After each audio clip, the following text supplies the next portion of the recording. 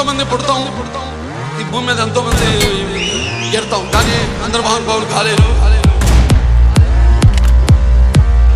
మేనక సరస సల్లాప సంగీత సాహిత్య మధుర శబ్దానికి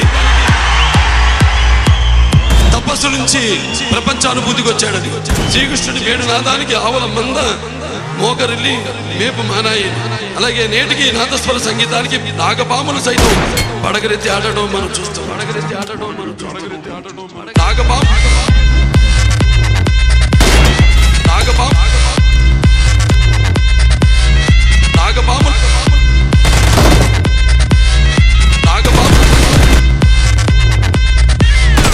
పంచగట్టులోన ప్రపంచాల మనగాడు గండవాలేనిది గడపైన దాటని వాడు, పంచపక్ష పరమాన్నము పళ్ళెమ్మందుంచిన గోంగూర పచ్చడిగా ఎదురు చూచువాడు ఎవరయ్యా